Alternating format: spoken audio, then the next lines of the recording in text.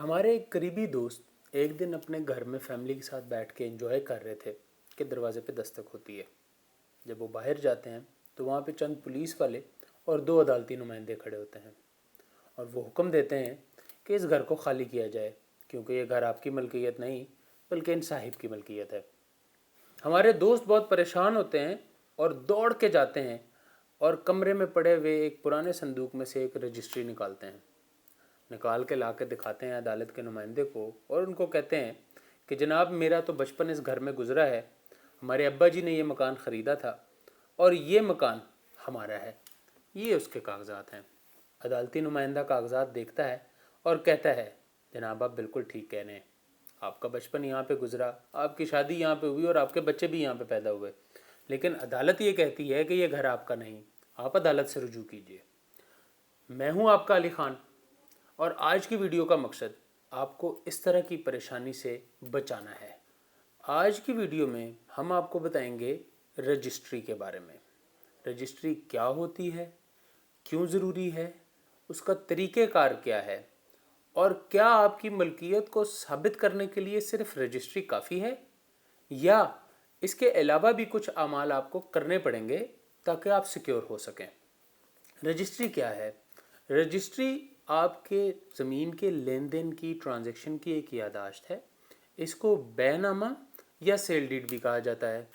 जैसा कि आप स्क्रीन पे देख सकते हैं, रजिस्ट्री ज़मीन की लेन देन को कानूनी हैसियत फराहम करती है और इसके अलावा ज़मीन की लेन देन पर आयद करता टैक्सेस और फीसिस की रसीद के तौर पर भी इस्तेमाल की जा सकती है।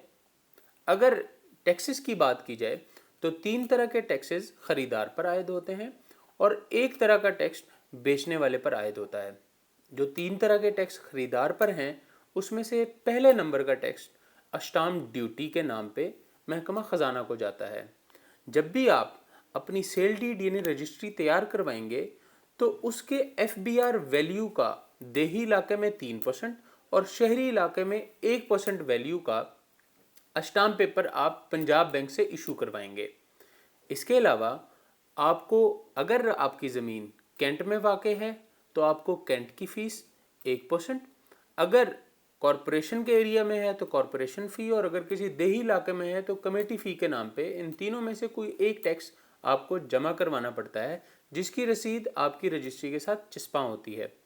इसके अलावा आपको FBR टैक्स या एडवांस टैक्स की सूरत में 2% फाइलर को और 7% नॉन फाइलर को पे करना पड़ता है और उसकी रसीद भी आपकी रजिस्ट्री के साथ चिस्पा होती है। जबकि बेचने वाले को एक टैक्स अदा करना पड़ता है जिसको हम गेन टैक्स या कैपिटल गेन टैक्स के नाम से जानते हैं। ये फाइलर के लिए 2% जबकि नॉन फाइलर के लिए 4% है। इससे पहले यानी गुज़िश्ता हुकूमत में गेन टैक्स की लिमिट 4 साल थी, यानी प्रॉपर्टी ख़रीदने के बाद अगर 4 साल के अंदर आप अपनी प्रॉपर्टी बेचेंगे तो फाइलर को 1% और नॉन फाइलर को 2% टैक्स देना पड़ता था। 4 साल के बाद ये टैक्स लागू नहीं होता था, मगर अब ये टैक्स की लाइफ टाइम लिमिट है और आप बेशक अगले दिन बेचे या 100 साल के बाद बेचे, आपको टैक्स देना पड़ता है। एक वैलिड और पास रजिस्ट्री आपके कहाँ कहाँ पे काम आ सकती है, जहाँ पे ये आपके उस ट्रांजैक्शन का सबूत है। इसके अलावा आप इसको अगर अदालत में ज़मानती मुचलके जमा करवाने हों वहाँ पर इस्तेमाल में लाई जा सकती है। अगर आपने अपने घर या प्लॉट के ऊपर लोन लेना हो तो वहाँ पर भी आपको इसकी ज़रूरत होती है। अब हम आपको रजिस्ट्री करवाने का तरीका इंतहाई सादा अल्फाज में बताएंगे। सबसे पहले ज़मीन बेचने वाला फ़र्द बै इशू करवाता है। फ़र्द क्या है और उसके हवाले से सारी डिटेल्स दिए गए लिंक में मौजूद है, आप जान सकते हैं। फ़र्द हासिल करने के बाद फ़र्द की मालूमात के मुताबिक आप अपने वकील या वसीका नवीस से रजिस्ट्री की तहरीर लिखवाते हैं और इसी दौरान अस्टाम्प ड्यूटी के वैल्यू का चालान वहीं से बनवा के आप बैंक ऑफ पंजाब से उस वैल्यू के चालान इशू करवाते हैं।